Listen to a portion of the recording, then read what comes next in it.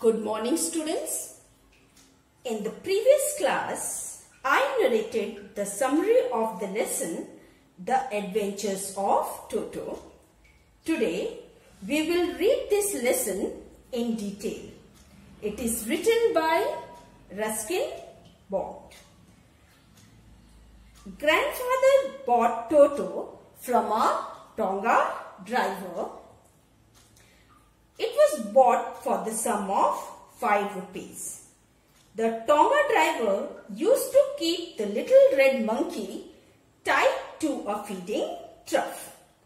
And the monkey looked so out of place there that grandfather decided he would add the little fellow to his private zoo.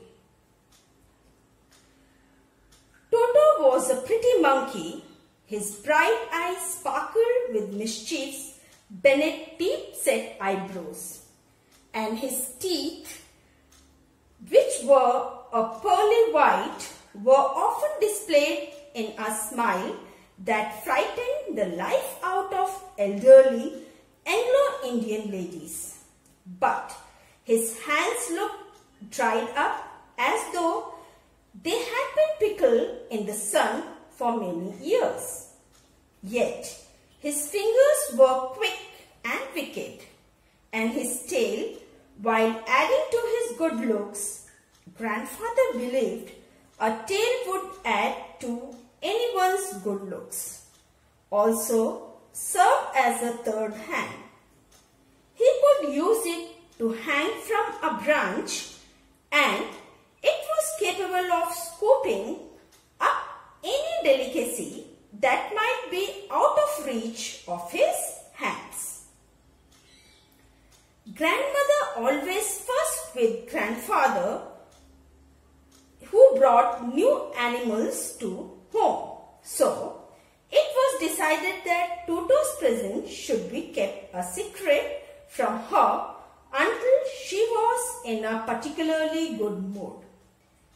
Grandfather and I put him away in a little closet opening into my bedroom wall, where he was tied, or so when we went to see that it was tied, fastened to a small wall with a peg. A few hours later, when grandfather and I came back to release Toto, we found that the walls, which had been covered with some ornamental paper chosen by grandfather, now stood out as naked bricks and plaster. The peg in the wall had been wrenched from its socket, and my school blazer, which had been hanging there, was in shreds. I wondered what grandmother would say, but grandfather didn't worry. He seemed pleased with Toto's performance. "He's clever," said grandfather. "Given time, I'm sure he could have tied the torn pieces of your blazer into a rope and made his escape from the window." His presence in the house still a secret, Toto was now transferred to a big cage in the servants' quarter, where a number of grandfather's pets lived very sociably together. A tortoise, a pair of rabbits, a tame squirrel, and for a while my pet goat. But the monkey wouldn't allow any of his companions to sleep at night. So, grandfather, who had to leave Dehradun next day to collect his pension in Saharanpur, decided to take him along. Unfortunately, I could not accompany grandfather on that trip, but he told me about it afterwards. A big black canvas kit bag was provided for Toto.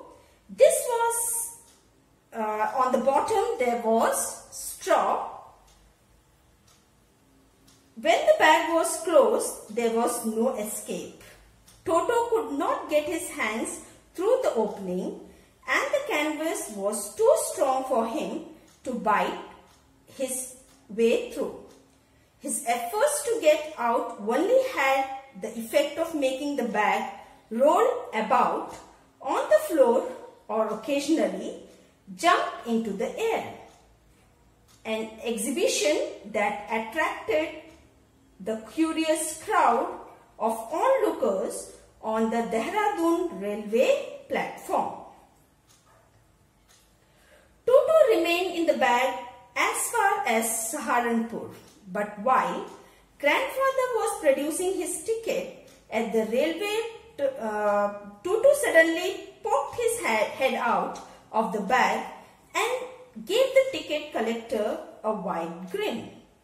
The poor man was taken aback, but with great presence of mind and much to grandfather's annoyance, he said, "Sir, you have a dog with you. You will have to pay for it accordingly." In vain did grandfather take Toto out of the bag, and he said, "This is not the dog. It is a monkey." Toto was classified a dog by the ticket collector, and 3 rupees was the sum that was asked as fare, and it was handed over. Then grandfather, just to get his own bag, took from his pocket turtle and said, "What must I pay for this, since you charge for all animals?" The ticket collector looked closely at the tortoise, protruded it with his forefinger, gave grandfather a pleased and good smile, and said, "No charge. It is not a dog."